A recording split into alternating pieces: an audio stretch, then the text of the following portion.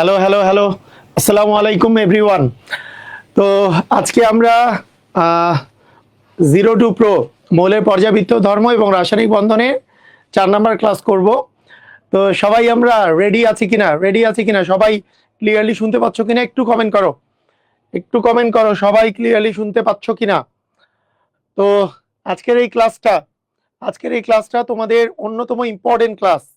আজকের ক্লাসটা কেন বেশি ইম্পর্টেন্ট, এটার পিছনে রিজন হচ্ছে সংকরায়ন। এই পার্টটা যেমন ইম্পর্টেন্ট, এই সংকরায়নের সাথে তোমাদের সংকরায়ন থেকে গঠন নির্ণয় করা, বন্ধন কোণ, এগুলো কিন্তু সব ইম্পর্টেন্ট। এগুলো কিন্তু সবগুলাই আজকে আমরা শিখে যাব। তাই আজকের ক্লাসটা খুবই মনোযোগ সহকারে করবা এবং এই ক্লাসটা করলে তোমরা কিন্তু ক্রিয়েটিভের আনসার দিতে পারবা। তো সেই জন্য খুব মনোযোগ সহকারে ক্লাসটা করতে হবে। তো ঠিক আছে, আমরা স্টার্ট করি আমাদের ক্লাস। তো আমাদের প্রথমে আমি বলে রাখি আমি আজকে পড়াবো কি জিনিস, সেটা হচ্ছে সংকরায়ন থেকে কিভাবে করে তুমি যৌগের আকৃতি এবং বন্ধন কোণ নির্ণয় করতে পারবা। এই জিনিসগুলা আজকে আমরা পড়বো। প্রথমত যেটা আমরা গত ক্লাসে পড়েছি যে সংকরিত অরবিটাল সংখ্যা মানে নাম্বার অফ হাইব্রিডেড অরবিটাল অথবা সংকরিত অরবিটাল সংখ্যা, এইটা সমান সিগমা বন্ধন সংখ্যা। দেখো, সিগমা বন্ধন সংখ্যা প্লাস লোন পেয়ার ইলেকট্রন সংখ্যা বা লোন পেয়ার ইলেকট্রন সংখ্যা, অর্থাৎ মুক্ত জোড় ইলেকট্রন সংখ্যা, লোন পেয়ার ইলেকট্রন সংখ্যা, এটা হচ্ছে সংকরিত অরবিটাল সংখ্যা। এবং এই সংকরিত অরবিটাল সংখ্যা যত বের হয়, আমরা দেখেছি যদি সংকরিত অরবিটাল সংখ্যা মানে নাম্বার অফ হাইব্রিডেড অরবিটাল 2 বের হলে সেইটা sp সংকরায়ন, যদি 3 বের হয় তাহলে sp2 সংকরায়ন, যদি 4 বের হয় তাহলে sp3 সংকরায়ন, যদি 5 বের হয় তাহলে sp3d সংকরায়ন, যদি আমাদের 6 বের হয় তাহলে sp3d2 এবং 7 বের হলে sp3d3। এগুলো আমরা করেছিলাম না? এগুলো আমরা করেছিলাম। তো এই জিনিসগুলা, এই যে সংকরায়ন যে আমরা বের করি, এইটা হচ্ছে বেসিক ফর্মুলা। আরেকটা শর্টকাট ফর্মুলা আছে যেটা দিয়ে সবকিছু হয় না, half into V plus M minus C plus A, সেটাকে সংক্ষিপ্তভাবে করে half into V plus M minus C. এটা কিভাবে করে করতে হয় সেটা গতদিন দেখিয়েছি। হ্যাঁ, তো এখন কথা হলো যে এইখানে আরো একটা জিনিস আমরা একটু খেয়াল করব, সেটা হচ্ছে কোনো একটা জায়গায় লোন পেয়ার ইলেকট্রন সংখ্যা কিভাবে করে বের করা যায়। লোন পেয়ার ইলেকট্রন সংখ্যা, এটাকে আমরা বলি এল মানে লোন পেয়ার ইলেকট্রন সংখ্যা। এইটা বের করার সিস্টেম হচ্ছে এইচ মাইনাস এম মাইনাস হচ্ছে ডি। এইচ মানে হাইব্রিডেড অরবিটাল সংখ্যা, নাম্বার অফ হাইব্রিডেড অরবিটাল মানে সংকরিত অরবিটাল সংখ্যা। এম মানে একযোজী পরমাণু সংখ্যা, মানে যেটার যোজনী হচ্ছে একযোজী পরমাণুর সংখ্যা। আর ডি মানে দ্বিযোজী পরমাণুর সংখ্যা, ডি মানে দ্বিযোজী পরমাণুর সংখ্যা। তো আমাদের এগুলো দেখো, হ্যাঁ,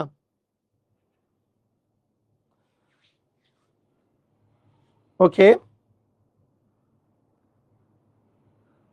আচ্ছা, এখন দেখো, খেয়াল করো যে আমাদের এই জায়গায় যদি আমরা দেখি যে নাম্বার অফ হাইব্রিডেড অরবিটাল এবং লোন পেয়ার ইলেকট্রন সংখ্যা কিভাবে করে বের করতে হয়, এটা সিস্টেমটা কি, কয়েকটা আমরা এক্সাম্পল দেখি।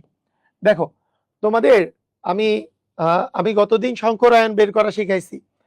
যেমন দেখো, তোমার কাছে যদি থাকে বেরিলিয়াম ক্লোরাইড, যদি থাকে, তো এর এইচ এর মান কিভাবে করে বের করবা।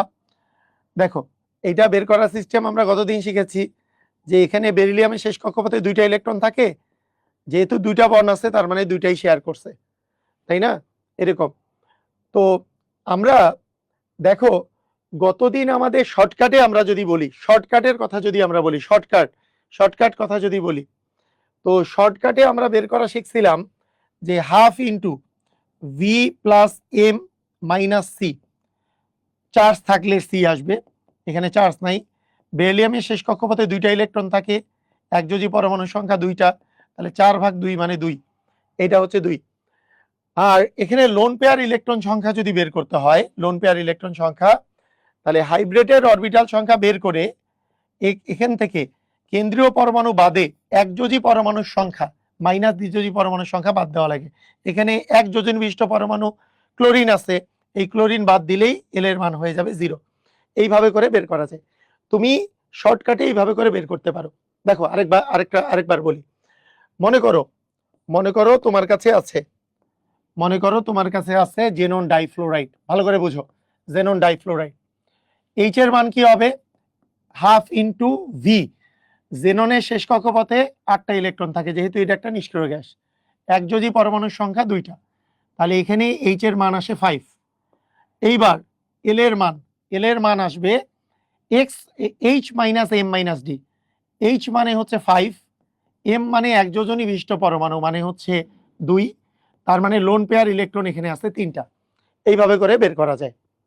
সবাই কি বুঝেছো?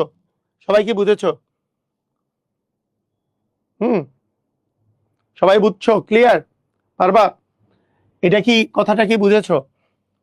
দেখো আরেকবার দেখো, জেনন টেট্রাফ্লোরাইড। তোমরা যারা গতদিন পড়া শিখেছো, হাফ ইন্টু জেননের শেষ কক্ষপথে 8টা থাকে, একযোজী পরমাণু 4টা, তার মানে হলো 6। এখন এল ইকুয়াল 6 মাইনাস এম মানে একযোজী পরমাণু আছে 4টা, তার মানে হবে 2, তার মানে এল এর মান হবে 2। সবাই কি বুঝেছো? কিভাবে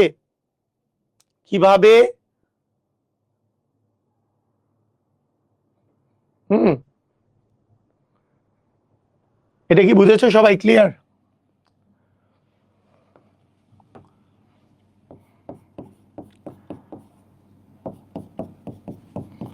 হাফ ইন্টু 8 প্লাস 6 মানে হচ্ছে 7। এল ইকুয়াল 7 মাইনাস 6 মানে হচ্ছে 1।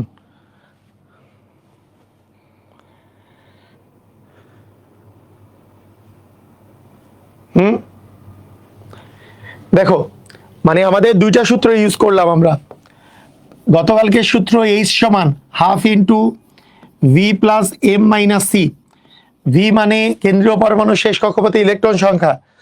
কেন্দ্রীয় পরমাণু, এখানে কেন্দ্রীয় পরমাণু জেনন, যার শেষ কক্ষপথে 8টা ইলেকট্রন আছে। এম মানে একযোজী পরমাণু সংখ্যা, একযোজনী বিশিষ্ট পরমাণু 2টা আছে, আর কোনো চার্জ নাই, তাই সি এর মান 0। তাহলে এখান থেকে হাইব্রিডের অরবিটাল সংখ্যা হচ্ছে 5। আর এল এর মান হবে 5 মাইনাস 2। কেন? একযোজী পরমাণুর সংখ্যা হচ্ছে 2, একযোজী পরমাণুর সংখ্যা 2। ঠিক আছে? ওকে,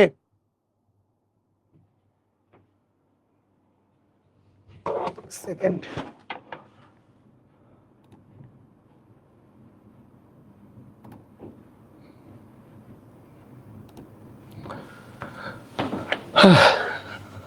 ওকে, আচ্ছা 6 কিভাবে আসলো?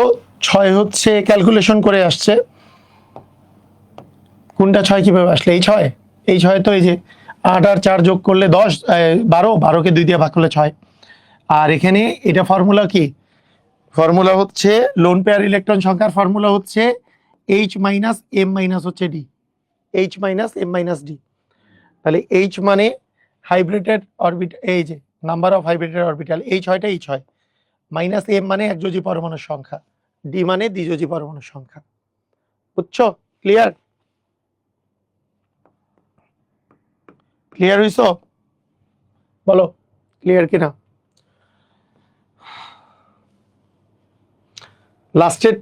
লাস্টেরটা একযোজী পরমাণু 6টা, লাস্টেরটা একযোজী পরমাণু 6টা আছে, তাই এম এর মান 6। একযোজী পরমাণু 6টা আছে, তাই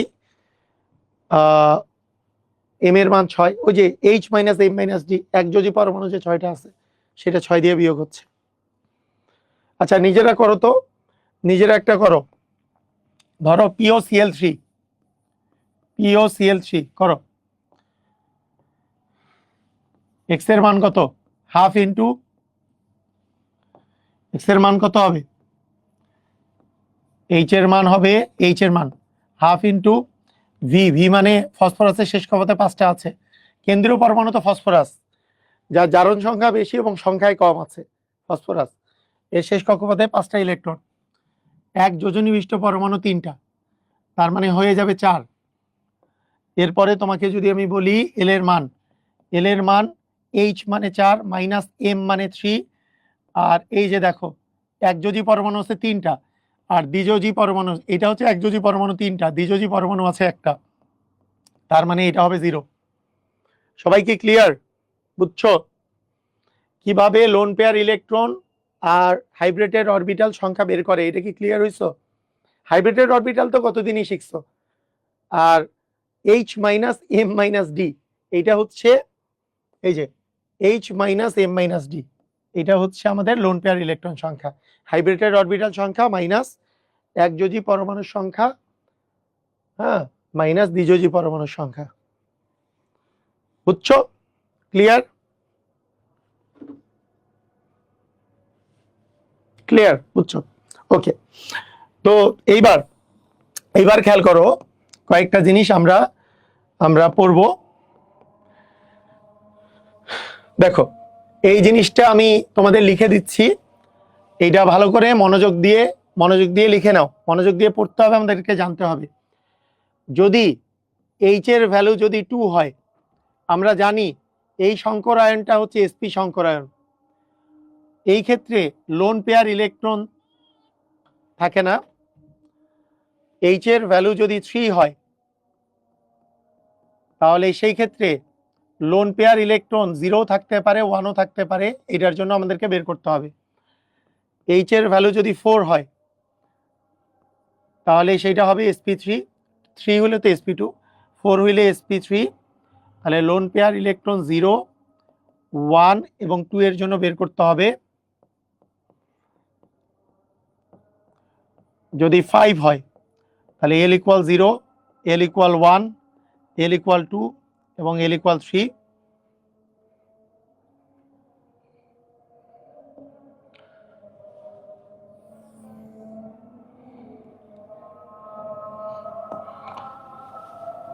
H ইকুয়াল যদি 6 হয়, sp3d2, l equal 0, l equal 1, l equal 2, H equal 7, sp3d3, l equal 0, l equal 1। তো প্রথম কথা হলো যে তোমাদের এইখান থেকে আকৃতি আমি এখন শিখাবো, তবে আকৃতি শেখানোর ক্ষেত্রে বেসিক আকৃতিগুলা তোমাদেরকে মনে রাখতে হবে, বেসিক আকৃতি মনে রাখতে হবে, এবং আকৃতিগুলা কিরকম সেটা আমি তোমাদেরকে দেখাবো। আকৃতিগুলা কি রকমের হয় এটা আমি তোমাদেরকে দেখাবো। দেখো,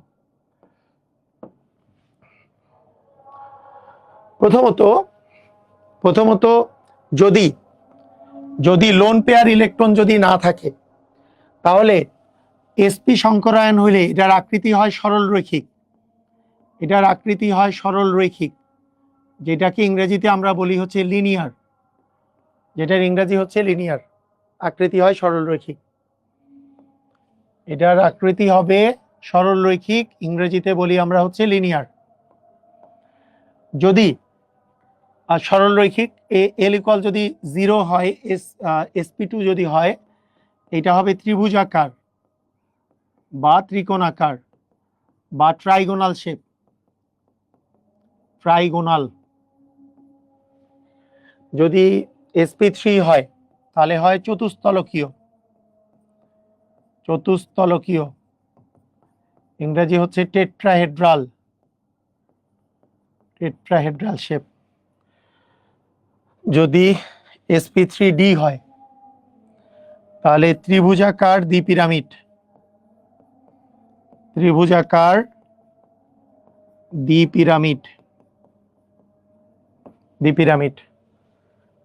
দ্বিপিরামিডীয়, দেখি এটাকে হচ্ছে ট্রাইগোনাল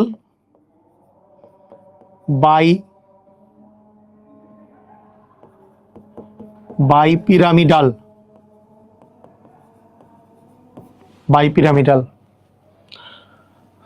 আচ্ছা, এটা যদি হয়, এটা হবে অষ্টতলকীয়, এটাকে বলে অক্টাহেড্রাল শেপ। যদি এটা হয়, এটা হচ্ছে পঞ্চভুজাকার দ্বিপিরামিড, দ্বিপিরামিডীয়, পেন্টাগোনাল বাইপিরামিড, পি পেন্টাগোনাল বাইপিরামিড সংক্ষেপে লিখে দিলাম। এই জিনিসগুলা লিখে ফেলো, এই জিনিসগুলা মুখস্থ করে ফেলো, এই কয়েকটা আগে মুখস্থ করে ফেলো, এই কয়েকটা কি করবা, মুখস্থ করে ফেলবা। মানে এসপি এর আকৃতি হয় সরলরৈখিক, sp2 হয় ত্রিভুজাকার, sp3 হয় চতুস্তলকীয়, sp3d হয় ত্রিভুজাকার দ্বিপিরামিড, sp3d2 হয় অষ্টতলকীয়, sp3d3 হয় পেন্টাগোনাল বাইপিরামিড মানে পঞ্চভুজাকার দ্বিপিরামিড। এই কয়েকটা আগে মুখস্থ করো। আমরা এইটার খুবই ইম্পর্টেন্ট জিনিস শিখবো, এইটার খুবই ইম্পর্টেন্ট জিনিস শিখবো যে কিভাবে করে তোমরা এই জায়গা থেকে মানে তুমি আকৃতি কিভাবে করে বের করবা। তবে মেইন বেসিক আকৃতি তোমার মনে রাখতে হবে, এসপি হইলে সরলরৈখিক, sp2 হইলে ত্রিভুজাকার। এগুলোর আকৃতি কি, এই যে মাঝখানের গুলোর আকৃতি কি, এটা আমরা এক এক করে বুঝে বুঝে পূরণ করব। এগুলো বুঝে বুঝে পূরণ করব, মাঝখানের গুলো বুঝে বুঝে পূরণ করব। এগুলো আগে বেসিকটা মুখস্থ করো, বেসিকটা মুখস্থ করো, এটা বুঝে বুঝে করব, এই মাঝখানের গুলা বুঝে বুঝে করব, বুঝছো? তাহলে আবার বলি, মানে মুখস্থ করো যে এসপি যদি হয় তাহলে হয় সরলরৈখিক, sp2 হইলে ত্রিভুজাকার, sp3 হইলে চতুস্তলকীয়, sp3d হইলে ত্রিভুজাকার দ্বিপিরামিড, sp3d2 হইলে অষ্টতলকীয়, sp3d3 হইলে পঞ্চভুজাকার দ্বিপিরামিড। এই কয়েকটা আগে মুখস্থ করতে হবে, ঠিক আছে? বুঝছো? মুখস্থ হবে? একটু বলো তো, মুখস্থ হবে?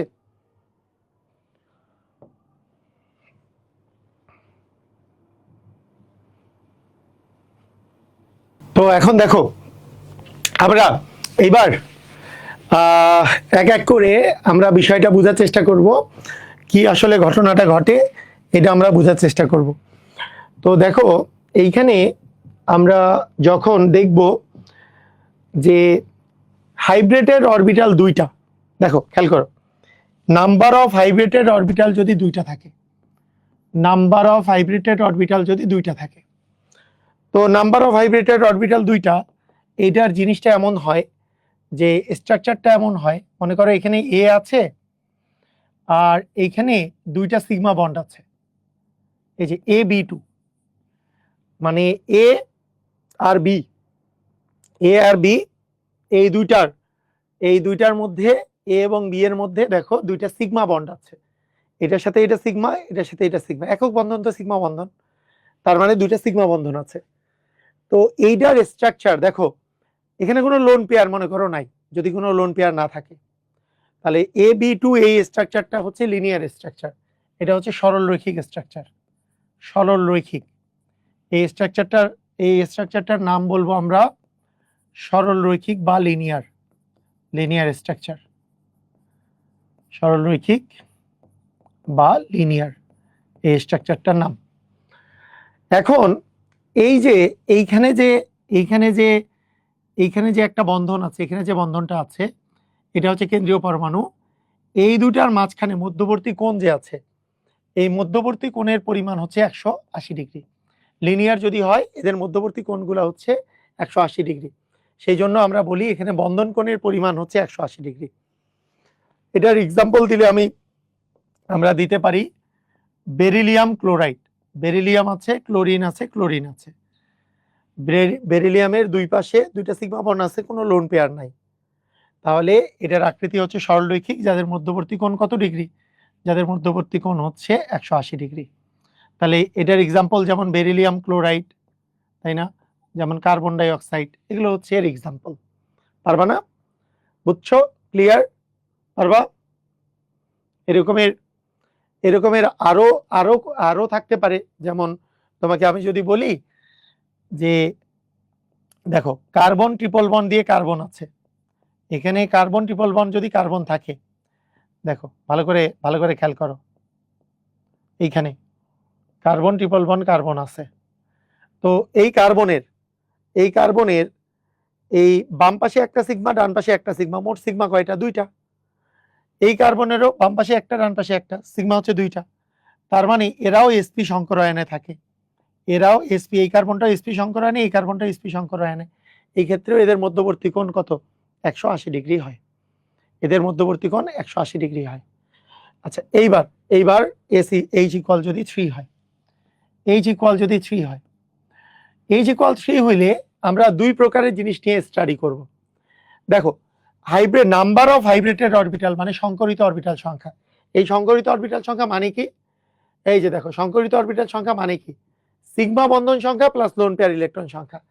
তো আমরা বলতে পারবো যে এইখানে দুই প্রকারের ঘটনা ঘটতে পারে। একটা কি? একটাতে মনে করো লোন পেয়ার ইলেকট্রন 0। বলতো লোন পেয়ার ইলেকট্রন 0 হইলে তাহলে সিগমা বন্ধন কয়টা আছে? তাহলে সিগমা বন্ধন বাকি 3টা আছে, কারণ লোন পেয়ার ইলেকট্রন আর সিগমা বন্ধন যোগ করলেই তো এইচ এর মান। যেহেতু লোন পেয়ার 0, তাহলে বাকি 3টা সিগমা বন্ধন। সেটা কি রকম? সেটা এরকম, মনে করো বি আছে, বোরন, এইখানে একটা ক্লোরিন আছে, এইখানে একটা ক্লোরিন আছে, এখানে একটা ক্লোরিন আছে, বোরন ট্রাইক্লোরাইড। এটা হচ্ছে বোরন ট্রাইক্লোরাইড। দেখো, বোরনের শেষ কক্ষপথে কোনো ইলেকট্রন নাই, মানে বোরনের শেষ কক্ষপথে 3টা ইলেকট্রন, 3টাই শেয়ার করে ফেলছে, আর কোনো ইলেকট্রন নাই। আর কোনো যেহেতু ইলেকট্রন নাই, তার মানে লোন পেয়ার ইলেকট্রন 0, সিগমা বন্ধন হচ্ছে, সিগমা বন্ধন কয়টা? সিগমা বন্ধন 3টা। তাহলে 3 যোগ 0 মানে 3। দেখো, আমরা কি জানি? নাম্বার অফ হাইব্রিডেড অরবিটাল সমান সিগমা বন্ধন সংখ্যা প্লাস লোন পেয়ার ইলেকট্রন সংখ্যা। সিগমা বন্ধন আছে 3টা, বোরনের শেষ কক্ষপথে 3টাই ইলেকট্রন ছিল, 3টাই শেয়ার করছে, লোন পেয়ার নাই। তার মানে বোরন ট্রাইক্লোরাইড যে আছে, এটা হচ্ছে একটা এক্সাম্পল। বুঝছো? Boron trichloride. এইটার মধ্যবর্তী যে কোণগুলা হয়, এইটার যে মধ্যবর্তী কোণগুলা হয়, এর মধ্যবর্তী কোণ, এই মধ্যবর্তী কোণ দেখো পুরাটা হচ্ছে 360। 360কে 3 দিয়ে যদি ভাগ করো, 360কে 3 দিয়ে ভাগ করলে এগুলো মধ্যবর্তী যে কোণগুলো হয়, বন্ধন কোণ হচ্ছে 120 ডিগ্রি করে থাকবে। এখানে বন্ধন কোণ হচ্ছে 120 ডিগ্রি করে থাকবে। তাহলে বোরন ট্রাইক্লোরাইড। তাহলে আমরা এইটা মাথায় রাখবো, বোরন ট্রাইক্লোরাইডের মধ্যবর্তী যে কোণটা, এই যে বন্ধন কোণ যেটা, সেটা হচ্ছে 120 ডিগ্রি করে থাকে। এইবার ইম্পর্টেন্ট কথা, এইবার থেকে ভালো করে মনোযোগ দিয়ে বোঝা শুরু করো। বলো, আমাদের সংকরিত অরবিটাল সংখ্যায় শুধু কি সিগমা বন্ডই থাকতে পারে নাকি লোন পেয়ার ইলেকট্রনও থাকতে পারে? আমরা কি জানি? এইচ ইকুয়াল সিগমা বন্ধন সংখ্যা প্লাস লোন পেয়ার ইলেকট্রন সংখ্যা। কারণ সংকর আয়নে সিগমা বন্ধনে অংশগ্রহণ করে, আবার লোন পেয়ারে অংশগ্রহণ করে। তার মানে আমার এমন হতেই পারে লোন পেয়ার ইলেকট্রন একটা আছে, এটাও হতে পারে। লোন পেয়ার ইলেকট্রন একটা আছে, এটাও হতে পারে। লোন পেয়ার ইলেকট্রন না যেমন থাকতে পারে, লোন পেয়ার ইলেকট্রন একটা থাকতে পারে। আর লোন পেয়ার একটা ইলেকট্রন যদি থাকে, এইচ এর মান 3 যদি হইতে হয়, তাহলে সিগমা বন্ধন বাকি 2টা থাকতে হবে। দেখো দেখো, আমরা যদি এরকম বলি যে SO2 sulphur dioxide, sulphur dioxide এরকম, সালফারের শেষ কক্ষপথে মোট 6টা ইলেকট্রন আছে, তার মধ্যে 1 2 3 4টা শেয়ার করছে কয়টা? 4টা শেয়ার করছে। তার মানে আরো কয়টা বাকি আছে? 2টা বাকি আছে। 2টা বাকি মানে একটা লোন পেয়ার বাকি আছে। এটা কি বুঝলা? এটা কি বুঝেছো? সালফার ডাইঅক্সাইডে কি হয়? সালফার ডাইঅক্সাইডে যে জিনিসটা ঘটে, যে সালফারের সাথে অক্সিজেনের ডাবল বন্ড দেওয়া আছে, এখানে একটা সিগমা, এখানে একটা সিগমা, তাহলে 2টা সিগমা। আর লোন পেয়ার একটা কিভাবে? এই যে দেখো, এখানে মোট সালফারের শেষ কক্ষপথে 6টা ইলেকট্রন থাকে, তার মধ্যে শেয়ার করছে কয়টা? শেয়ার করছে হচ্ছে 4টা। তাহলে একটা বাকি আছে, মানে এক জোড়া বাকি মানে একটা লোন পেয়ার আছে। অথবা তুমি এইভাবেও বলতে পারো, এর তো নাম্বার অফ হাইব্রিডেড অরবিটাল, মানে তুমি এইভাবে করেও বের করতে পারো। এর জন্য তুমি মনে করো বের করলে এইচ সমান হাফ ইন্টু সালফারের শেষ কক্ষপথে 6টা, একযোজি পরমাণু নাই, তার মানে এইচ এর মান 3, আর তোমার এল এর মান হবে 3 মাইনাস একযোজি পরমাণু নাই, দ্বিযোজি পরমাণু আছে 2টা, তার মানে লোন পেয়ার ইলেকট্রন একটা। এইভাবে করেও বের করতে পারো। এটা কি বুঝেছো? এটা কারা কারা বুঝেছো বলো? ওই যে আমাদের যে ফর্মুলাটা দিয়ে বের করলাম, half into V plus M minus C, ওই ফর্মুলা। তাহলে হাফ ইন্টু ভি মানে সালফারের শেষ কক্ষপথে কয়টা ইলেকট্রন থাকে? 6টা। তারপরে এম তো নাই, একযোজি পরমাণু নাই। দ্বিযোজি পরমাণু তো half into V plus M minus C, ওখানে তো দ্বিযোজি পরমাণু কোনো কাহিনী নেই। কিন্তু এল সমান X H minus M minus D. বুঝছো? ক্লিয়ার? বুঝছো?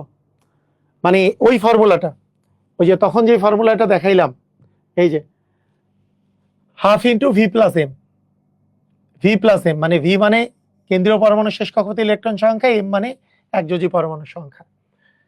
তাহলে সেখান থেকে তুমি এইচ এর মান বের করছো। এল এর মান হচ্ছে H minus M minus D.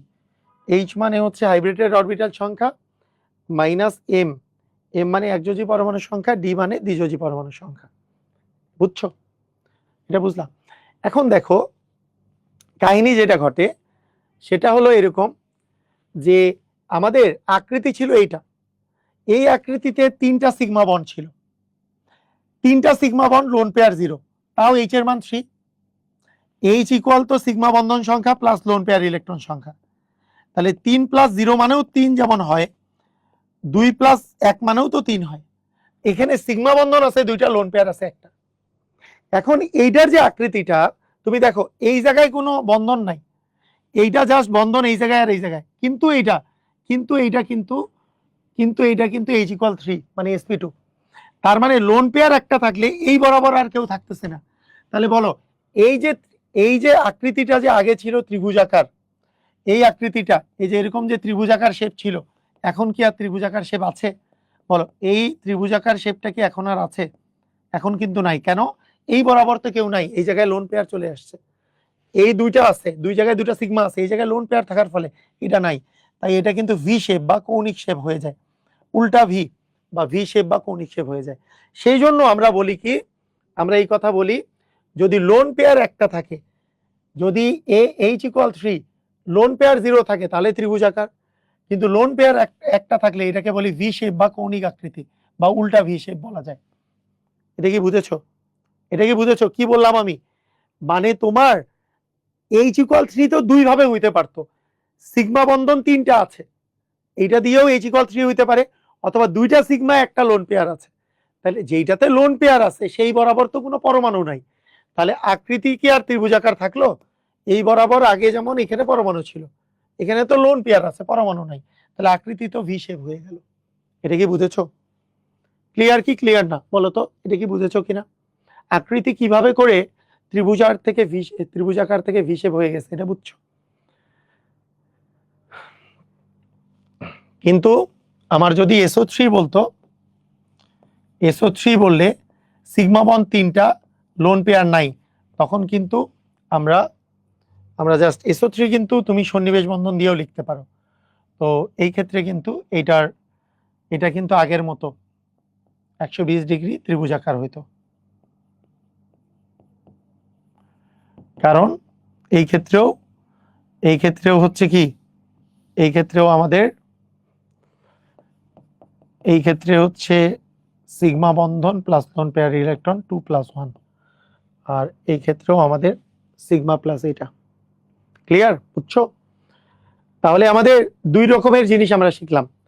একটা হচ্ছে যে এসপি যদি হয় তাহলে সরলরেখী, sp2 যদি হয় তাহলে আমরা দেখবো লোন পেয়ার আছে কি নাই, লোন পেয়ার না থাকলে ত্রিভুজাকার, লোন পেয়ার যদি থাকে তাহলে এই বরাবর আর কোনো পরমাণু থাকছে না, এটা ভি শেপ হয়ে যাচ্ছে, এই যে ভি শেপ হয়ে যাচ্ছে। বুঝছো? বুঝছো? ক্লিয়ার? আসো এবার খেয়াল করো, H ইকুয়াল 4, H ইকুয়াল 4। এখন H ইকুয়াল 4 হইলে এটার আকৃতি হয় চতুস্তলকীয় বা টেট্রাহেড্রাল। এরকম টেট্রাহেড্রাল শেপটা হচ্ছে এরকম, টেট্রাহেড্রাল দেখে এটা 3 ডাইমেনশনাল একটা শেপ, তাই বোর্ডে এঁকে বোঝানো যাবে না, তোমাদের এক্সাম্পল দিয়ে বোঝাচ্ছি। দেখো এখানে দেখো, জিনিসটা এরকম, টেট্রাহেড্রাল শেপটা হচ্ছে এরকম, মনে করো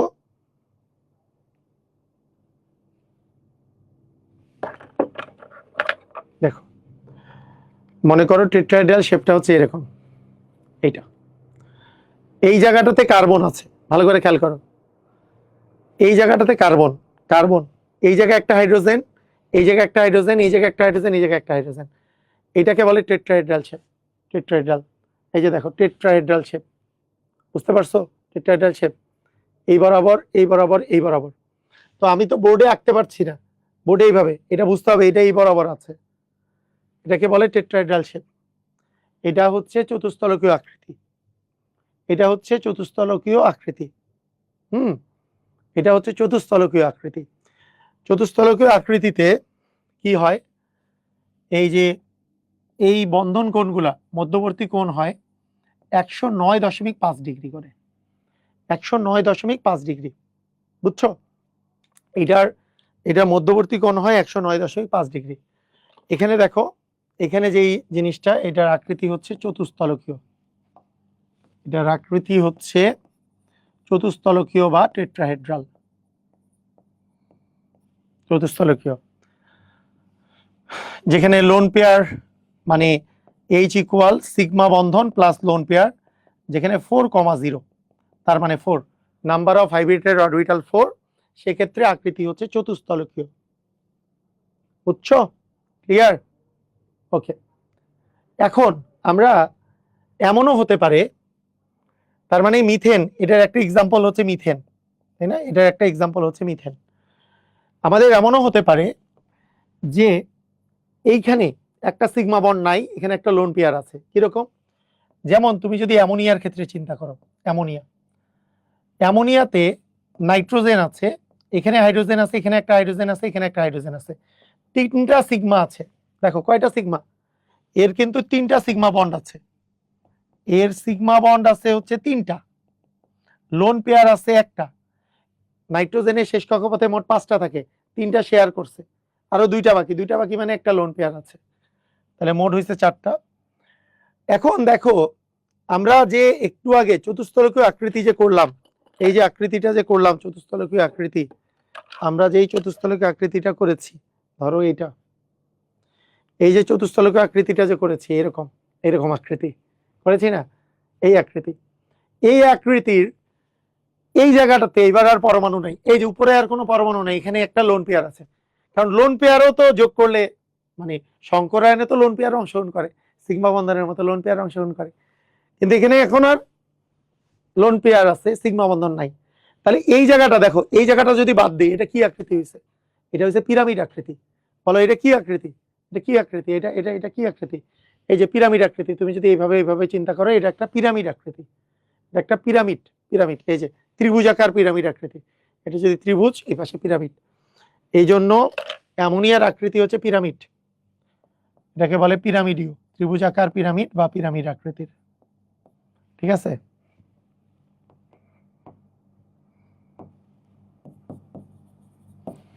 পিরামিড আকৃতি।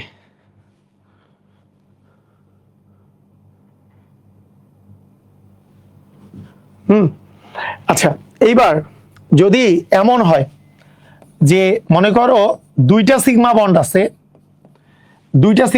আছে, এবং 2টা লোন পেয়ার আছে, যেমন পানির ক্ষেত্রে দেখো, অক্সিজেনের শেষ কক্ষপথে মোট 6টা থাকে, তার মধ্যে 2টা সিগমা বন্ড আছে, মানে 2টা বন্ড আছে, মানে 2টা শেয়ার করছে, আরো 4টা বাকি মানে 2টা লোন পেয়ার আছে। তা 2টা লোন পেয়ার থাকলে কি হবে?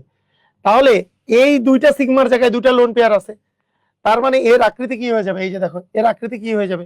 আবার ভি শেপ হয়ে যাবে, আবার ভি শেপ, মানে এখানে হচ্ছে sigma plus lone pair, sigma bond 2টা, লোন পেয়ার 2টা, মিলে 4টা হয়। তার মানে এইটা আসলে আমাদের কিসের জন্য? L = 0 জন্য। এইটা কিসের জন্য? L = 1 এর জন্য। এটা কিসের জন্য? L = 2 এর জন্য। তাই আমরা এইভাবে করে এখানে লিখতে পারি, যে এই যে আমরা এইখানে যে লিখেছিলাম, যদি sp3 হয় তাহলে লোন পেয়ার না থাকলে চতুস্তলকীয়, একটা লোন পেয়ার থাকলে পিরামিড আকৃতি, 2টা লোন পেয়ার থাকলে ভি শেপ, হবে ভি শেপ। ঠিক আছে? 2টা লোন পেয়ার থাকলে হবে ভি শেপ বা উল্টা ভি বা কৌণিক আকৃতি, এটা বলতে পারো। বুঝছো? ক্লিয়ার? আচ্ছা, বুঝে আমরা এগুলো করব, আবার রিভিশন দিব, মানে আমি পড়ানোর পরে আবার এখনই রিভিশন দিব, কোনো সমস্যা নেই। দেখো H = 5 এর ক্ষেত্রে দেখো, H = 5,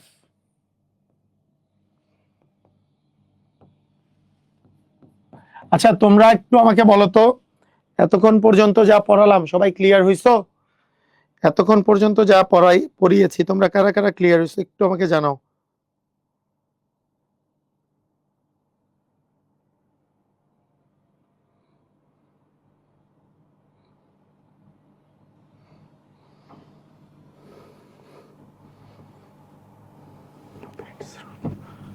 ক্লিয়ার?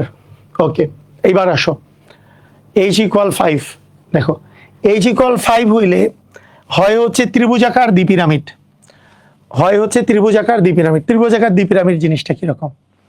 ত্রিভুজাকার দ্বিপিরামিড, বেইজে আছে ত্রিভুজ, মনে করো এখানে একটা ফসফরাস আছে, বেজমেন্টে বেজমেন্টে এখানে ত্রিভুজ আকৃতি, এটা একটা ক্লোরিন, এটা একটা ক্লোরিন, এটা একটা ক্লোরিন, এবং এগুলো পরস্পর 120 ডিগ্রি কোণ করে আছে, এবং উপরে এবং নিচে আরেকটা ক্লোরিন করে আছে, উপরে এবং নিচে।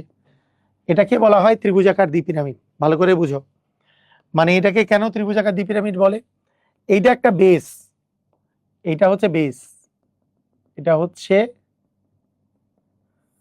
এটা একটা বেস, এই যে এই অবস্থায় শোয়ানো অবস্থায় আছে এটা, এটা মনে করো এইভাবে করে আছে, বেইজে একটা ত্রিভুজ আছে, আর এই দুই বরাবর, এই দুই বরাবর, এই দুই বরাবর পিরামিড, এগুলো যুক্ত করলে পিরামিড আকৃতি হয়ে যাবে।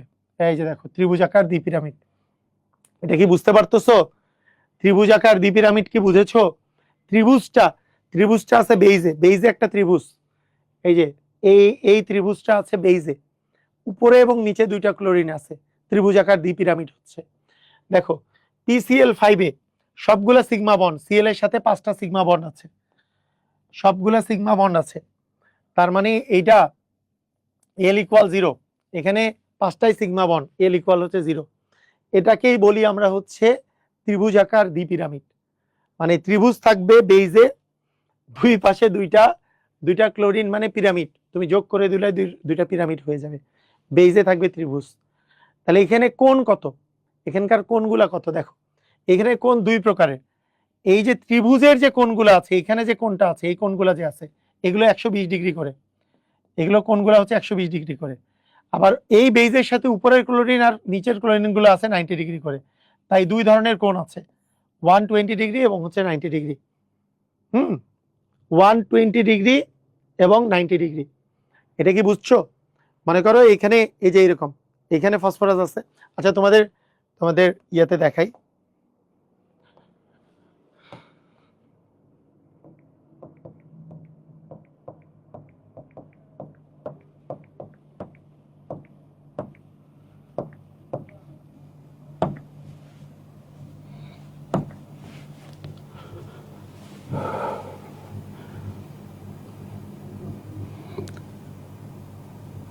ত্রিভুজাকার দ্বিপিরামিড তো সবগুলো তো আমার টাইপেরই দেখতে হয়েছে, তো বেটার 3 ডাইমেনশনাল কিছু নাই? 3 ডাইমেনশনাল দ্বিপিরামিড বানায় দেয় নাই কোনোটা?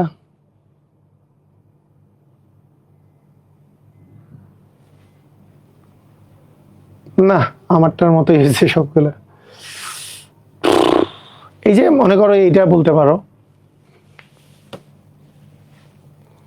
কি হলো, কই ঢুকলো?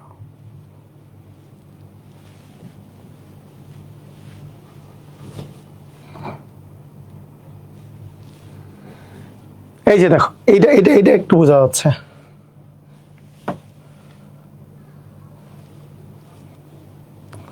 এটা একটু বোঝা যাচ্ছে ভালো, বুঝছো? খেয়াল করো, মানে এই জায়গায় দেখো, এই জায়গায় মনে করো, এই জায়গায় মনে করো ফসফরাস আছে, এটা হচ্ছে ক্লোরিন একটা, এটা একটা ক্লোরিন, এটা একটা ক্লোরিন, এগুলো সবগুলোর মধ্যবর্তী, মানে ওই দিকে আছে তো পিছনের দিকে আছে, এগুলো এখানকার মধ্যবর্তী কোণ, হ্যাঁ মধ্যবর্তী কোণ হচ্ছে 120, আর এই বরাবর এটা ত্রিভুজাকার দ্বিপিরামিড, বুঝছো? এটা একটা ত্রিভুজ, দুই পাশে দুইটা পিরামিড, দুই পাশে দুইটা পিরামিড, সেজন্য এটাকে ত্রিভুজাকার দ্বিপিরামিড বলে। এটা ফসফরাস, এখানে ক্লোরিন, ওখানে ক্লোরিন, এখানে ক্লোরিন, উপরে ক্লোরিন, নিচে ক্লোরিন। যাই হোক, এটাতেই আমি ভালো বুঝাইতে পারছি। সবাই কি বুঝেছো? ক্লিয়ার? একটু আমাকে জানাও, সবাই ক্লিয়ার হয়েছো? মানে আমরা আরেকবার রাখবো, এটা কি আরেকবার রাখবো, কে দিব? মনে করো ফসফরাস আছে এখানে, এই বরাবর ফসফরাস, ধরো এইখানে, এখানে ক্লোরিন আছে, এখানে ক্লোরিন আছে, এখানে ক্লোরিন আছে, এটা কিন্তু পিছনের দিকে, এটা বুঝাচ্ছি এটা পিছনের দিকে আছে, ডট ডট ডট দিই। হ্যাঁ, এদের মধ্যবর্তী কোণ 120 ডিগ্রি। তো এটা এটা আছে আমাদের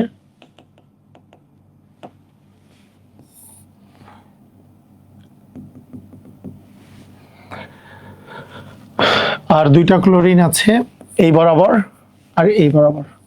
এখন তুমি যদি এদেরকে যোগ করে দাও, এটা পিরামিড শেপ হবে। এটা যোগ করলা আর এইটা যোগ করলা, তিনটাই যোগ করলা।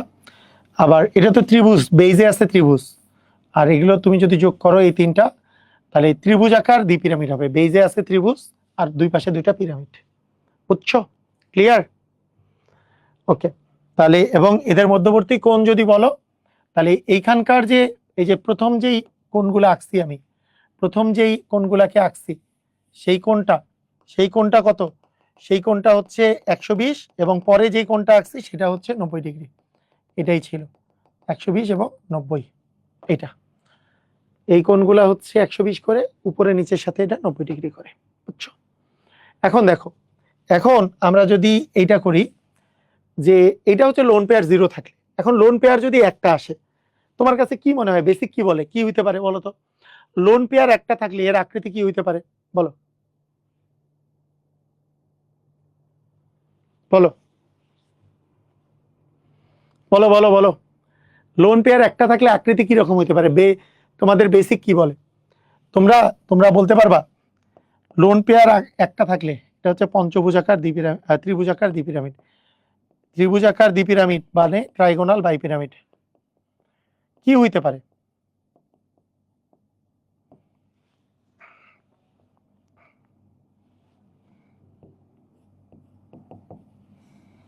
কি হইতে পারে? চতুস্থলকীয় একজন বলছে না, চতুস্থলকীয় না, ট্রাইগোনাল। মানে ত্রিভুজাকার দ্বিপিরামিডের জায়গায় ত্রিভুজাকার পিরামিড দেখে কি মনে হচ্ছে? একটা জায়গায় একটা থাকবে না, তাহলে পিরামিড আকৃতি হবে, অ্যামোনিয়ার মতো বা সামথিং। এইটা না, এইটা জিনিস মনে রাখবা, এখানে একটা ব্যতিক্রম আছে, কেমিস্ট্রির সেই চিরাচরিত ব্যতিক্রম। H=5 এর ক্ষেত্রে এবং H=7 এর ক্ষেত্রে, H=5 এবং H=7 এই দুটার ক্ষেত্রে, মানে বিজোড় H=5 এবং H=7 এর ক্ষেত্রে একটা রুল আছে, সেটাকে বলে বেন্টস রুল। এটাকে বলে বেন্টস রুল। এই বেন্টস রুল অনুসারে দেখো, এইখানে এইখানে যে ক্লোরিন অণুগুলো আছে, এইটা একটা আছে একটা আছে তোমার বেজের মধ্যে ত্রিভুজ না, ফসফরাস ক্লোরিন ক্লোরিন ক্লোরিন, উপরে ক্লোরিন নিচে ক্লোরিন, তা বেজে তিনটে আছে না? এই বেন্ট রুল অনুসারে তোমার যখন H=5 হবে, তখন লোন পেয়ার ইলেকট্রনটা থাকবে বেজে। এই কথার অর্থ কি? এই কথার অর্থ হলো, তোমার যদি এখন এই এই যে দেখো, ফসফরাসের সাথে এখানে ক্লোরিন ছিল, এখানে ক্লোরিন, এখানে ক্লোরিন, এইখানে ক্লোরিন, এখানে ক্লোরিন, এইবার এমন একটা যৌগ আসবে যার এখানে একটা লোন পেয়ার থাকবে। লোন পেয়ার এই জায়গায় যদি দিতাম, তাহলে এইটা হইতো ত্রিভুজাকার, এটা বেসটা ত্রিভুজাকার পিরামিড হইতো। কিন্তু না, লোন পেয়ার এই বরাবর দেওয়া যাবে না। কেন লোন পেয়ার এই বরাবর দেওয়া যাবে না? কারণ বেন্ট রুল অনুসারে তোমার যখন মনে করো তোমার ওই যেই ইয়েটা আসবে, মনে করো SF4 সালফার টেট্রাফ্লোরাইড, তো তোমার কি হবে? এদিকে দেখো, ভালো করে দেখো, এই উপরে আর নিচে, উপর আর নিচ বরাবর। আচ্ছা, আমি একটা এক্সাম্পল দিয়ে দেখাচ্ছি। মনে করো এই জায়গায় আছে এ, উপরে আর নিচ বরাবর যে পরমাণুগুলা ছিল সেই পরমাণুগুলো আগের মতোই থাকবে। এই বরাবর যে তিনটা ছিল, এইখান থেকে একটা চলে যাবে, এইখান থেকে একটা তোমার চলে যাবে। তাহলে জিনিসটা কেমন হবে দেখো, একটাতে লোন পেয়ার আসবে, বাকিটা এরকম দেখতে হবে। মানে এই পরমাণুগুলো দেখতে এরকম হবে, লোন পেয়ারটা যাবে বেস থেকে, এই যে একটা বেস থেকে লোন পেয়ারটা যাবে। এইটার এক্সাম্পল হচ্ছে SF4। মানে বেন্টস রুল অনুসারে কি বলছি, যে এইখান থেকে ক্লোরিনটার জায়গায় লোন পেয়ারটা আসবে, এই যে এখানে যে তিনটা ক্লোরিন ছিল বেস থেকে আসবে। অথবা তুমি এইটার মতো করে আঁকলে জিনিসটা এরকম হবে। মনে করো এইটা হচ্ছে এ, এখানে সিএল ছিল, তাহলে এখানেও বি, এটাও সিএল ছিল বি, এই জায়গাটাতে একটা লোন পেয়ার, উপরে সিএল ছিল বি, উপরে সিএল ছিল বি। এটাই এটাই এটাই হচ্ছে আকৃতি হচ্ছে SF4। দেখো এই বরাবর এফ আছে, এই জায়গায় এফ আছে, নিচে একটা এফ আছে, এই জায়গায় একটা এফ আছে, এখানে একটা লোন পেয়ার। এটা হচ্ছে SF4 এই গঠনটা। এইটাকে এই এই আকৃতিটাকে বলে, দেখো এই আকৃতিটার নাম আছে, এই আকৃতিটার নাম এই যে এরকম এরকম করে, এই আকৃতিটার নাম হচ্ছে সিস স্ট্রাকচার। সিস, এটাকে বলে cis structure. Cis structure, cis মানে ঢেকি। ওই যে তোমরা সিসতে চড়ো, ওই যে একজন এই পাশে আরেকজন ওই পাশে বসে, সেই সিস। সিস স্ট্রাকচার, এই যে দেখো সিস স্ট্রাকচার, এই যে এরকম এরকম, এটাকে বলে সিস। এটাকে বুঝছো? মানে এই বরাবর থেকে চলে যায়, এই জায়গাটা থেকে চলে যায়, এই জায়গাটাতে একটা লোন পেয়ার আসে। লোন পেয়ারটা কিন্তু এইদিকে আসলে এটা কিন্তু ত্রিভুজাকার পিরামিড হইতো, কিন্তু আসলে লোন পেয়ারটা আসে এই জায়গাটাতে, মানে বেইজে আসবে লোন পেয়ারটা। এটা মাথায় রাখবা সব সময়। বিজোড় হাইব্রেটেড অরবিটালের ক্ষেত্রে আমাদের বেইজে লোন পেয়ার আসবে, বেইজে। আবার দেখো, তার মানে এই যে এইচ ইকুয়াল যখন তোমার 2, সরি এইচ ইকুয়াল যখন তোমার 5, এল এর মান যদি 1 হয়, এল এর মান যদি 1 হয়, সেই ক্ষেত্রে তোমার স্ট্রাকচার হবে সিস স্ট্রাকচার। এরপরে এরপরে তোমাদেরকে যদি আমি বলি এল ইকুয়াল টু মানে আরো একটা চলে যাবে, এই বেস থেকে যদি আরো একটা চলে যায়, বেস থেকে যদি আরো একটা চলে যায়, তাহলে মানে এটা তো ছিল SF4, এইটা মনে করো ClF3, তখন স্ট্রাকচারটা হয় এরকম। লোন পেয়ার ইলেকট্রন যদি দুইটা থাকে, ক্লোরিনের শেষ কক্ষপথে 7টা থাকে, তার মধ্যে 3টা সিগমা মানে 3টা বন্ড আছে, আরো 4টা বাকি মানে 2টা লোন পেয়ার। তখন এই 2টা লোন পেয়ার, দেখো 2টা যে লোন পেয়ার আছে, সেই 2টা লোন পেয়ার থাকে, আর এইটার শেপ হয়ে যায়, এই শেপটাকে বলি আমরা টি শেপ। কিরকম করে টি শেপ হইলো দেখো, এই যে আরেকটা যদি চলে যায়, এখান থেকে আরেকটা চলে গেল, বেস থেকে আরেকটা চলে গেল, একটা থাকলো, একটার সাথে এরকম, একটার সাথে এরকম, মানে টি শেপ হয়ে যায়, এটার আকৃতি হয়ে যায় টি শেপ। ভাইয়া ফাজানের নীতি কি খুব কঠিন? ফাজানের নীতি 2 নাম্বার লেকচারে করাইছে, দেখো আমার মনে হয় লেকচারটা দেখলে কঠিন মনে হবে না। এরপরে জেনন, জেনন তোমার ডাইফ্লোরাইডের কথা যদি আমরা বলি, জেনন ডাইফ্লোরাইড, জেননের শেষ কক্ষপথে কয়টা থাকে? জেননের শেষ কক্ষপথে থাকে 8টা, তার মধ্যে 2টা শেয়ার করছে, আরো বাকি হচ্ছে 6টা বাকি মানে 3টা লোন পেয়ার। তার মানে লোন পেয়ার যদি 3টা থাকে, তাহলে স্ট্রাকচার হবে লিনিয়ার বা সরলরৈখিক। এটার আকৃতি হয়ে যাবে সরলরৈখিক। কিভাবে সরলরৈখিক হইলো? দেখো এইখান থেকে আরো একটা চলে গেল, তাহলে সরলরৈখিক হবে, এখান থেকে আরো একটা চলে গেলে সরলরৈখিক হবে। ভালো করে বুঝো, এই জিনিসটা আরেকবার বুঝাই দেই, এই আকৃতিগুলো আরেকবার আমি বুঝাই দিচ্ছি, খেয়াল করো, এই আকৃতিগুলো আরেকবার বুঝাই দিচ্ছি। মনে করো তোমার ছিল মনে করো এ ছিল এইখানে বি, এখানে বি, এখানে বি, এইটা হচ্ছে পঞ্চভুজাকার দ্বিপিরামিড, এইটা হচ্ছে পঞ্চভুজাকার দ্বিপিরামিড। এরপরে যদি একটা লোন পেয়ার যদি থাকে সিগমা বন্ধনের জায়গায়, তাহলে জিনিসটা এইখান থেকে এটা চলে যাবে, এইখান থেকে চলে গেলে জিনিসটা এমন হবে যে এই বরাবর আর এই বরাবর বাকি থাকবে, আর এই বরাবর একটা লোন পেয়ার, এই সিগমা বন্ধনের জায়গায় লোন পেয়ার। যদি 2টা লোন পেয়ার আসে, তাহলে এইটাও বাদ চলে গেল, তখন হয়ে যাবে জিনিসটা এ এর সাথে এইখানে বি, এইখানে বি, এখানে বি, 2টা তোমার লোন পেয়ার চলে আসলো। লোন পেয়ার গুলো যেভাবে করেই দাও সমস্যা নেই, লোন পেয়ার 2টা চলে আসলো। এরপরে যদি আবার দেই আমরা, আবার দেই, আরেকবার যদি দেই, তাহলে আরো একটা চলে গেল, আরো একটা চলে গেলে মনে করো এখানে এ আছে, এখানে বি দিলাম, এখানে বি দিলাম, 3টা লোন পেয়ার আছে। তাহলে স্ট্রাকচার গুলা কি কি হলো? এইটার নাম হচ্ছে ত্রিভুজাকার দ্বিপিরামিড, এইটার নাম হচ্ছে ত্রিভুজাকার দ্বিপিরামিড। কেন ত্রিভুজাকার দ্বিপিরামিড? বুঝে গেছো? ত্রিভুজাকার দ্বিপিরামিড মানে এইটা ত্রিভুজ আছে, দুই পাশে 2টা, এই যে তুমি যদি যোগ করে দাও, এগুলো আসলে পিরামিড আকৃতি হয়ে যাচ্ছে, ত্রিভুজাকার দ্বিপিরামিড। এইটার নাম হচ্ছে সি শ স্ট্রাকচার, সি শ। এটার নাম হচ্ছে টি শেপ, এইটার নাম হচ্ছে তোমার লিনিয়ার বা সরলরৈখিক, লিনিয়ার বা সরলরৈখিক। তো এইটা লোন পেয়ার ইলেকট্রন 0 হইলে এটা, লোন পেয়ার ইলেকট্রন 1 হইলে এটা, লোন পেয়ার ইলেকট্রন 2 হইলে এটা, লোন পেয়ার ইলেকট্রন 3 হইলে এটা। দেখো খেয়াল করো,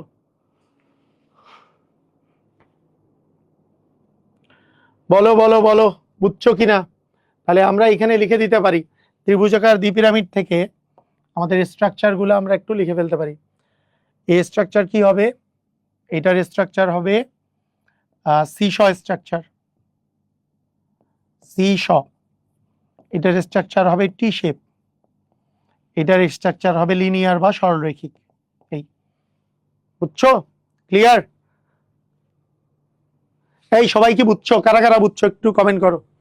এই কথাগুলা কারা কারা বুঝছো বলো। আমরা H=4 এর জন্য যেভাবে করে চিন্তা করছিলাম, H=4 এ আমাদের একটা যদি চলে যায় তাহলে পিরামিড আকৃতি হয়েছে, আরো একটা যদি চলে যায় ভি শেপ হয়েছে।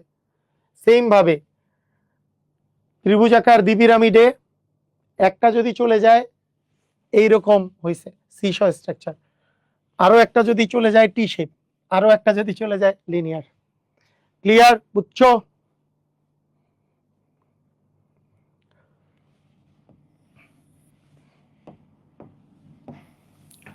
বলো বলো।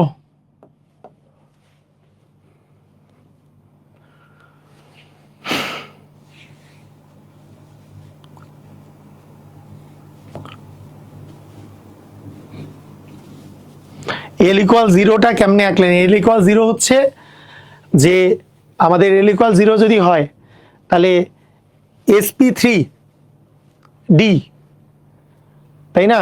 মানে আমাদের যে স্ট্রাকচারটা আছে সে অনুসারে 3টা বেজে থাকবে এবং 2টা দুই পাশে থাকবে। হ্যাঁ বুঝছো? ওকে, এইবার দেখো, এইবার আমরা করব H=6 এর ক্ষেত্রে। H= যদি 6 হয় তাহলে আমাদের জিনিসটা হয় অষ্টতলকীয়। অষ্টতলকীয় জিনিসটা এরকম, মনে করো এস আছে এখানে, এইটা আছে বেইজে আছে বর্গাকার, বেইজে আছে বর্গ, বেইজে আছে বর্গ, 90 ডিগ্রিতে বর্গ আছে, বর্গাকৃতি আকারে বর্গ, ঠিক আছে? এবং উপরে নিচে কি আছে? এটা মনে হয় ডট ডট দিলে একটু ভালো দেখাবে, দেখা দিই।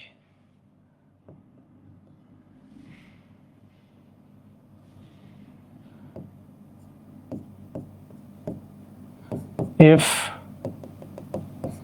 এফ, তাহলে এই বরাবর আর এই বরাবর, এটা বলতে কি বোঝাচ্ছে দেখো, মনে করো এইটা একটা বর্গ, এটা একটা বর্গ এবং দুই পাশে দুইটা এফ আছে, বর্গাকার দ্বিপিরামিড, বর্গাকার যে দ্বিপিরামিড এইটারই নাম হচ্ছে অষ্টতলকীয়, যার বেইজে থাকে বর্গ, বেইজে থাকে বর্গ, বেইজে বর্গ মানে এস এর সাথে এফ আছে, এফ আছে, এফ আছে, এফ আছে, 90 ডিগ্রিতে আছে।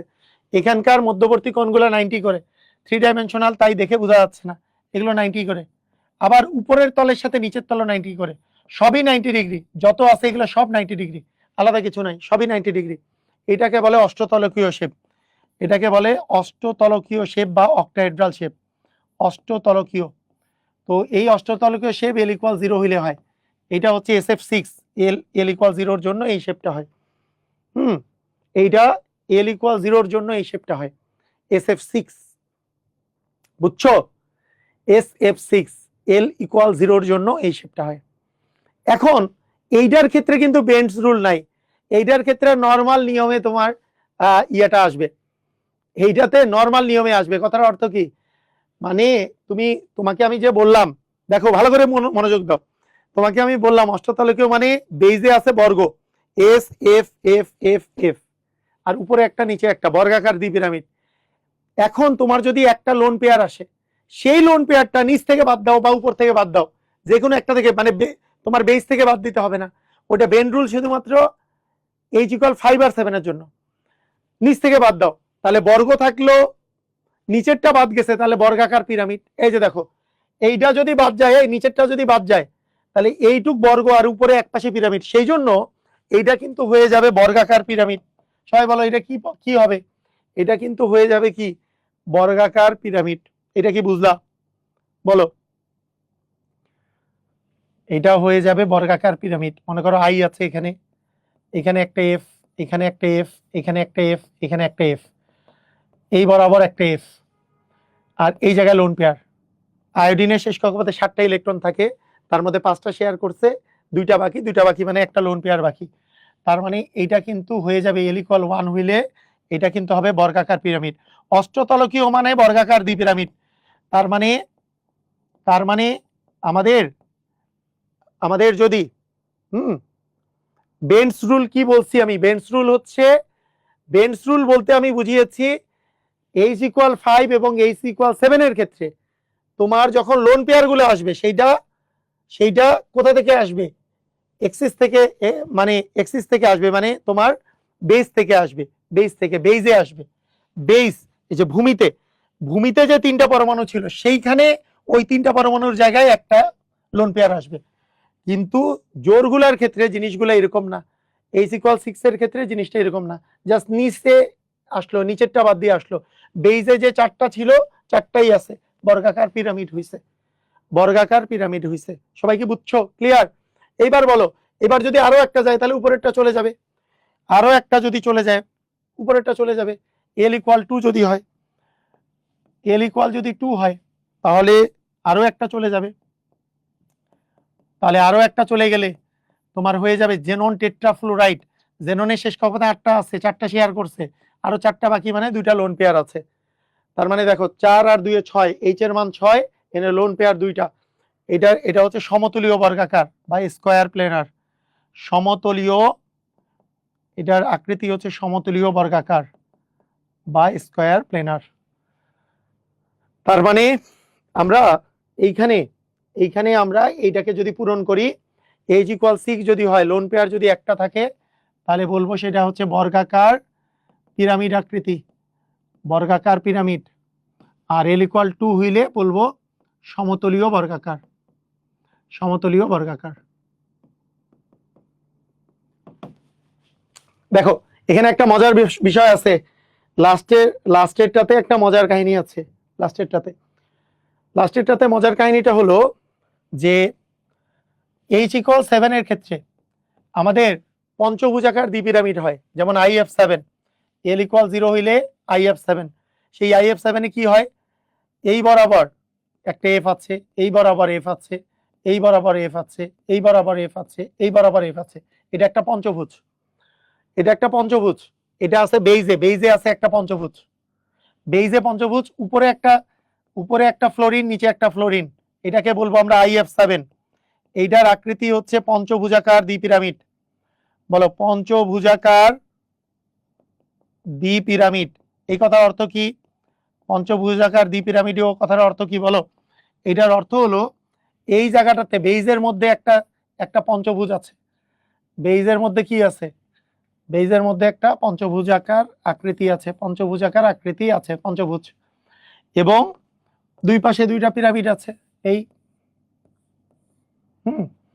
এই পাশে একটা পিরামিড, এই পাশে একটা পিরামিড, দ্বিপিরামিড, পঞ্চভুজাকার দ্বিপিরামিড আছে। মজার ব্যাপার এখানে একটা মজা আছে। মজাটা কি? মজাটা হলো যারা পড়াশোনা বুঝে করছে কিন্তু একটু একটু কম পরিমাণে মানে নিয়মটা জানে, তাদের জন্য যেই ভুলটা, সেই ভুলটা আমাদের হাজারি স্যারের বইয়ে আছে। মানে যারা মনে করো পড়াশোনা বুঝে করছে, বুঝে কিন্তু পড়াশোনা করছে, কিন্তু তাকে আর্ট করতে দিছে মনে করো XCF6, এইটা আর্ট করতে দিছে। সে বেসিক খাতায় কি আঁকবে বলো? বেসিক খাতায় কি আঁকবে? বেসিক খাতায় সে যেটা আঁকবে সেটা হলো কি? সেটা আঁকবে যে মানে XCF6 এ জেননের শেষ কক্ষপথে 8টা থাকে, 6টা সিগমা বন্ড আছে, আর তার মানে 6টা শেয়ার করছে, তাহলে আরো 2টা বাকি মানে একটা লোন পেয়ার আছে। তার মানে লোন পেয়ার এখানে একটা থাকবে, লোন পেয়ার একটা।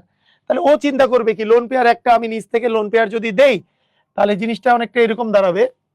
লোন পেয়ার যদি একটা দেই তাহলে জিনিসটা আমাদের এরকম দাঁড়াবে, যে এরকম দাঁড়াবে, ধরো IF এই বরাবর 5টা দিলাম, 5টা দিলাম, এইবার আবার 5টা, এইবার আবার একটা দিলাম ফ্লোরিন, মনে করো জেনন, তো জেনন, এইবার আবার 5টা দিলাম, তাহলে পঞ্চভুজাকার পিরামিড হবে, পঞ্চভুজীয় পিরামিড হবে, এরকম হবে। কিন্তু এটা কি হবে, মনে করো যে এটা কি হবে, তোমার কাছে কি মনে হয় এই জায়গায় একটা লোন পেয়ার, এটা কি হবে কি হবে না বলো, এটা কি হবে কি হবে না? এটা কিন্তু হবে না। কেন হবে না বলো তো? কারণ আমরা জানি H=7 এর ক্ষেত্রে, H=7 এর ক্ষেত্রে কিন্তু এই নিচ থেকে দেওয়া যাবে না, এই নিচ থেকে নিচের দিকে কিন্তু লোন পেয়ার বা উপরের দিকে লোন পেয়ার আসবে না, বেজ থেকে লোন পেয়ার যাবে। বেজে যদি লোন পেয়ার যায়, তার মানে এইখান থেকে একটা পরমাণুর জায়গায় একটা লোন পেয়ার আসবে। তার মানে বেজের মধ্যে 4টা থাকবে, উপরে নিচে একটা থাকবে, উপরে নিচে একটা একটা 2টা থাকবে। অর্থাৎ জেনন জেনন হেক্সাফ্লোরাইডের গঠনটা অনেকটা বর্গাকার দ্বিপিরামিড মানে অষ্টতলকীয়র মতো, কিন্তু লোন পেয়ার থাকার ফলে পুরোপুরি অষ্টতলকীয় হয় না, সেই জন্য এটাকে আমরা বলি অনিয়মিত অষ্টতলকীয়, অনিয়মিত অষ্টতলকীয়। স্যারের বইয়ে প্রথম দিকে এটা ভুল আছে, প্রথম পোর্শনে এটা ভুল আছে, এটাকে বলছে পঞ্চভুজাকার পিরামিড, পঞ্চভুজাকার পিরামিড বলছে, যেটা ভুল আছে। পরের দিকে স্যারের বইয়েই ঠিক আছে, পরের দিকে স্যারের বইয়ে ঠিক করা আছে, এটা কিন্তু হবে অনিয়মিত অষ্টতলকীয়। কথা কি বুঝেছো? মানে এইটা কিন্তু ভুল, পঞ্চভুজাকার পিরামিড কিন্তু হবে না, মানে নর্মাল বেসিক খাটাইলে এটা পঞ্চভুজাকার পিরামিড হওয়ার কথা, কিন্তু এটা তো H=5 এবং H=7 এর ক্ষেত্রে এটা কিন্তু বেস থেকে যাবে, যে বন্ডটা যাবে সেটা বন্ডের জায়গায় যে তোমার লোন পেয়ারটা আসবে সেটা কোথায়? বেইজে। যে 5টা বেইজের মধ্যে ছিল তার মধ্যে একটা চলে যাবে, তার মানে হবে 4টা, উপরে একটা নিচে একটা। তার মানে কি এটা বর্গাকার দ্বিপিরামিডের মতো না? বর্গাকার দ্বিপিরামিড মানেই তো অষ্টতলকীয়। তার মানে অনিয়মিত কেন লিখছি? কারণ লোন পেয়ার থাকার ফলে এরা বিকর্ষণ করে, তাই পুরাপুরি অষ্টতলকীয়ের মতো 90 ডিগ্রি অ্যাঙ্গেল হয় না। কারা কারা বুঝছো আমাকে একটু জানাও, কারা কারা বুঝতে পারছো তো আমাকে জানাও, এই কথা কারা কারা বুঝলা বলো, এই কথা কারা কারা বুঝতে পেরেছো? তাহলে আমাদের লাস্ট 2টার ক্ষেত্রে আমরা এটা লিখে ফেলবো যে এটা হবে অনিয়মিত অষ্টতলকীয়।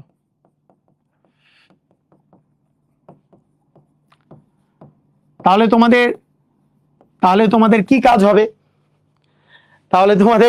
হবে? কাজটা হচ্ছে প্রথমত বুঝে বুঝে মুখস্থ করা, আগে বুঝে বুঝে মুখস্থ করবা, তারপরে তোমার জীবনে আকৃতিটা সহজ হিসাবে আসবে। আচ্ছা, এখানে কোণগুলা কত ডিগ্রি বলো, কোণগুলা কত ডিগ্রি হবে? এখানে কোণগুলা যেটা হবে, এই কোণ, এই যে বেসিকটাতে কোণগুলা যেটা হবে, সেই কোণটা এই যে বেইজে প্রত্যেকটা কোণ যেহেতু সমান, 360 কে 5 দিয়ে ভাগ করতে হবে, তাহলে আসবে 72 ডিগ্রি। আর উপরে আর নিচে তো তলের সাথে 90 ডিগ্রি করে আছে, 72 এবং 90 ডিগ্রি। বুঝছো?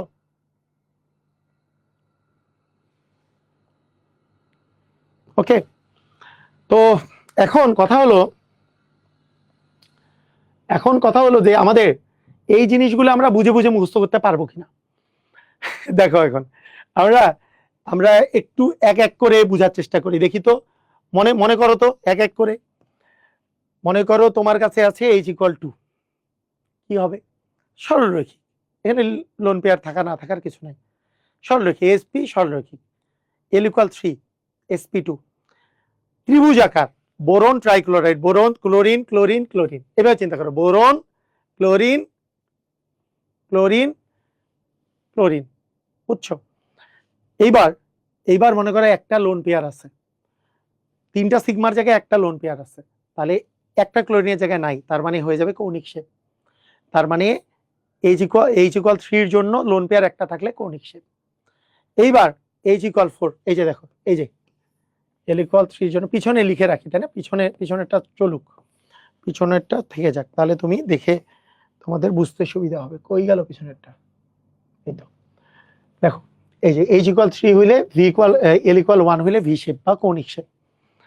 এইবার CH4 মানে sp3, H=4 হইলে তোমার সংকরায়ন হচ্ছে sp3, তার মানে কার্বন চতুস্থলকীয় আকৃতি, H H H H।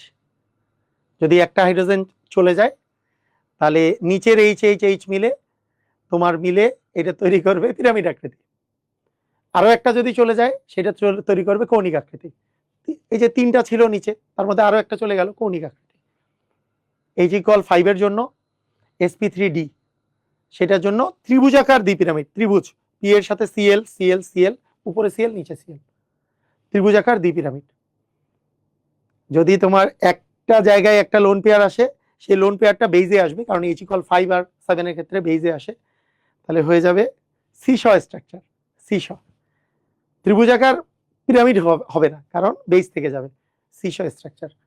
দুইটা লোন পেয়ার থাকলে হবে টি শেপ, তিনটা লোন পেয়ার থাকলে হবে লিনিয়ার। H=6 এর ক্ষেত্রে অষ্টতলকীয়, অষ্টতলকীয় মানে বর্গাকার দ্বিপিরামিড।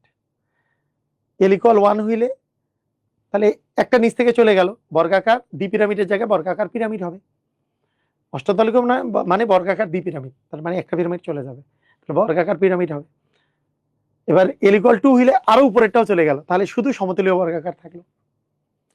এবার H=7 এর জন্য পঞ্চভুজাকার দ্বিপিরামিড, H=7 এর জন্য পঞ্চভুজাকার দ্বিপিরামিড, পঞ্চভুজ উপরে নিচে দ্বিপিরামিড।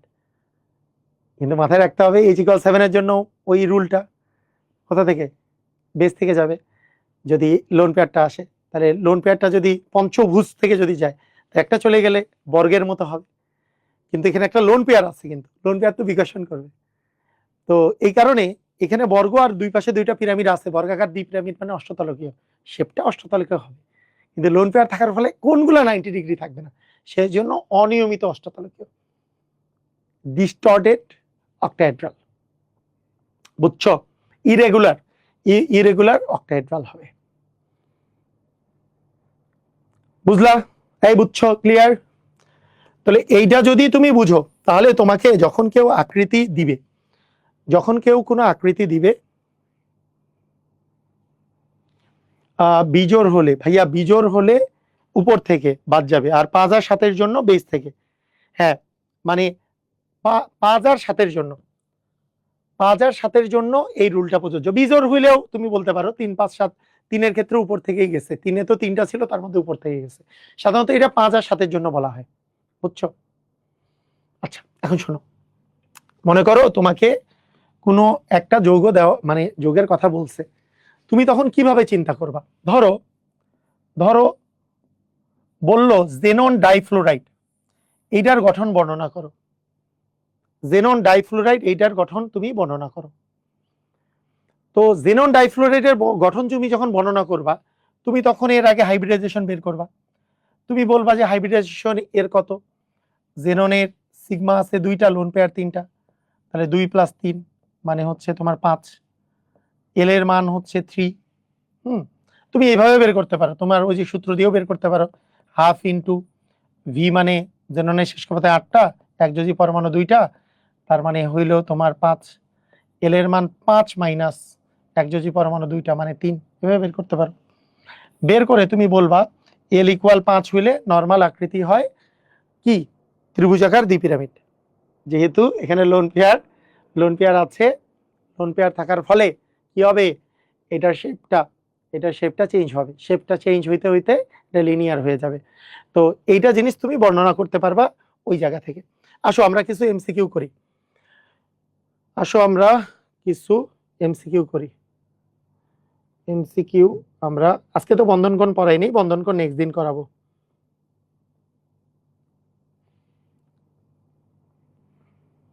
আচ্ছা, বন্ধনকোণের সাথে বন্ধনকোণ এবং ইয়েটা মানে এই পার্টের এমসিকিউ একসাথে করাই দিব নেক্সট দিন, কারণ আজকের পার্টটা একটু কঠিন, তাই না? আজকের এই পার্টটা কিন্তু কঠিন বলতে কি, নিজেরা বুঝবা, নিজেরা বাসায় এটা বুঝবা, বাসায় ভালো করে বুঝলে এটা তোমাদের জন্য তাহলে আরেকটু ইজি হয়ে যাবে। বুঝছো? ভালো করে নিজেরা এটা আরেকবার দেখবা, আমার মতে তোমরা তাহলে এটা খুব ইজিলি করতে পারবা। তো ঠিক আছে, আজকের ক্লাস এই পর্যন্তই। সবাই ভালো থাকো। ওকে, সবাই ভালো থাকো। আল্লাহ হাফেজ।